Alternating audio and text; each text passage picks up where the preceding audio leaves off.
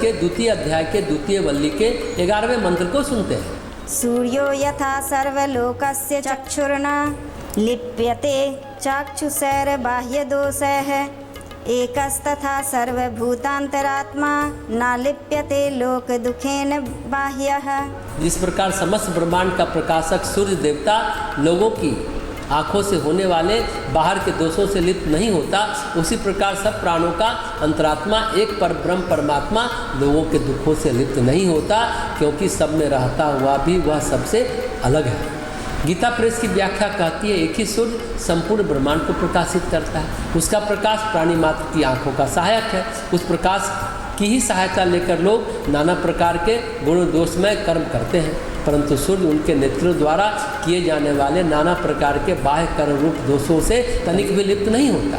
उसी प्रकार सबके अंतर्यामी भगवान पर ब्रह्म पुरुषोत्तम एक हैं। उन्हीं की शक्ति से शक्ति युक्त होकर मन बुद्धि और इंद्रियों द्वारा मनुष्य नाना प्रकार के शुभ अशुभ कर्म करते हैं तथा उनका स्वरूप सुख दुख आदि भोगते हैं, परंतु वे परमेश्वर उनके कर्म और दुखों से लिप्त नहीं होते, क्योंकि वे सब में रहते हुए भी सबसे पृथक और सर्वथा असंग है। गीता के 13वें अध्याय के 21वें श्लोक में भी ये बातें कही गई। तो इस मंत्र में बात क्या हुई? सूर्य इस ब्रह्मांड का कर्ता नहीं है, साक्षी है। जैसे हम दीपक की रोशनी में बहुत सारे काम करते हैं, दीपक रोकता टोकता है क्या? चोर से दीपक कहता है कि चोरी करो या न करो? नहीं कहता है। उसी तरह सूर्य भी हमें रोकता टोकता नहीं है, लेकिन हमारे साथ भागीदार भी नहीं होता। आप सूर्य को भागीदार बना सकते हैं अपने कर्म में? नहीं बना सकते। तो बात इतनी है कि परमात्मा सर्वव्यापी सर्वसुलभ और सबका हितैषी है और किसी का भी नहीं। गीता में भी भगवान कहते हैं कि तुम भगवान में भाव रखोगे तो भगवान है, भाव नहीं रखोगे तो भगवान तुम्हारे लिए नहीं है। भगवान तो कहने नहीं आया कि तुम मानो। हमें तो यह लगता है, इतना आग्रह क्यों कि तुम भगवान को मानो। हमें जो स्वीकार है वो स्वीकार है, नहीं स्वीकार है तो नहीं स्वीकार। आपको जहाँ रस है वहाँ रस में भीगो।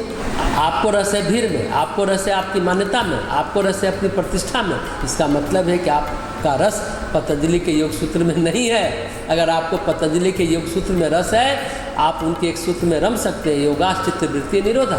इस निरुद्ध शब्द में आप मगन हो सकते हैं, मस्त हो सकते हैं। चित्त की कितनी परतों के बाद निरुद्ध आएगा, चित्त में क्या क्या घटनाएं घटेंगी कि वृत्तियां निरुद्ध हो जाएंगी। निरुद्ध में अवरोध किसका है और सहयोग किसका है? और सबसे बड़ी बात है, निरुद्ध होने का सफ़र कैसा है, आनंद कैसा है। निरुद्ध होने में विरोध प्रतिरोध क्या है और निरुद्ध होने में सहयोग समर्थन किसका है। निरुद्ध की यात्रा में आपकी अनुभूतियाँ क्या क्या है। अगर इस सूत्र के रस में आप रम जाएंगे और जीवन के प्रसंगों में उस रस को घोलेंगे, सवेरे से शाम तक उठते बैठते चलते फिरते मन के भाव में, मन के उठते बैठते लहरों में, जब आपका योगास चित्त वृत्ति निरोधा घर से लेकर बाजार तक का दर्शन कराएगा, आपकी असफलताओं से लेकर सफलताओं की कहानी कहेगा, आपकी रोज़मर्रा की समस्याओं का समाधान ढूंढेगा, तो उस रस बर्सन से सब भीग जाएंगे। और आपने कहीं से सुन लिया, कहीं से रट लिया कि योगास चित्त वृत्ति निरोधा, और आप किसी को सुना रहे हैं योगास चित्त वृत्ति निरोधा, तो आपका क्या होगा? कल्पना कीजिए। सुनने मात्र से बात नहीं बनेगी। महात्मा बुद्ध के पास था लौह कुंठक, उसने बुद्ध को सुना, धम्मम शरणम गच्छामि, संघम शरणम गच्छामि, बुद्धम शरणम गच्छामि। वह सुना और जंगल में चला गया। बस हमको हो गया। और जंगल में मस्त आनंद विभोर होकर एक शिला पर बैठता और धम्मम शरणम गच्छामि, संघम शरणम गच्छामि, बुद्धम शरणम गच्छामि खूब प्रसन्न भाव से कहता।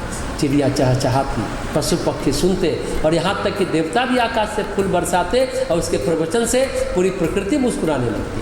लोगों ने उसके प्रवचन की बड़ी तारीफ की। बिना पढ़ा लिखा लौह कुंठक, और उसके प्रवचन से हंसने खिलखिलाने से सारे जंगली जानवर प्रसन्न और प्रफुल्लित हो जाते हैं, फूल खिल जाते हैं, नव अंकुर घास में निकलते हैं, नव पल्लव पेड़ों में निकलते हैं, हरिया जाती है फसलें, और वह अकेले रहता है। एक दिन बुद्ध ने कहा सभी से, अगर हमसे ज़्यादा कोई समझा है और हमारे बराबर कोई समझा है तो वह है लौह कुंठक। उसको बात समझ में आ गई। अब बड़े बड़े बुद्धिमान लोग, विद्वान लोग लौह कुंठक क्या बोलता है कि बुद्ध उसकी तारीफ कर रहे हैं। सभी लोगों ने पता लगाया कि वह क्या बोलता है। सिर्फ धम्मम शरणम गच्छामि, संघम शरणम गच्छामि, बुद्धं शरणम गच्छामि, उसके बाद तो कुछ बोलता ही नहीं। उसका प्रवचन तो 3 वाक्यों में होता है। एक बड़े विद्वान भिक्षुक ने कहा कि चलो उसको समझाते हैं, उसको ज्ञान देते हैं। 500 भिक्षुकों के साथ जंगल पहुँचे।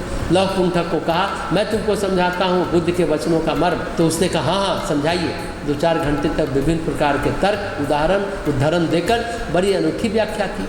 भिक्षुक जो उनके साथ आए थे उन्होंने तालियां बजाई और माला पहनाई, लेकिन न तो कोई पल्लव अंकुरित हुआ, न पक्षी चहचहाए, न फूल खिला और न देवताओं ने आकाश से फूल बरसाए, कुछ नहीं हुआ। सभी ने कहा लौ कुंठक अब तुम बोलो।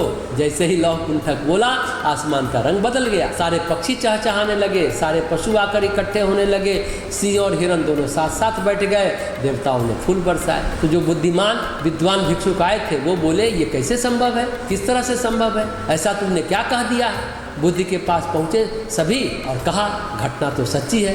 लौह कुंठक तो 3 लाइन के अलावा कुछ नहीं बोला और हंसता रहा। घटना तो सच्ची है पर होता कैसे है। तो बुद्ध ने कहा लौह कुंठक को ही बुलाओ, वही बताएगा। लौह कुंठक जब पहुँचे, बुद्ध तो सब जानते थे, लेकिन उन्होंने पूछा ऐसा क्या तुमने समझ लिया जो पशु पक्षियों को समझा दिया। बुद्ध ने इसलिए पूछा ये तथाकथित बुद्धिमान लोग तो समझे।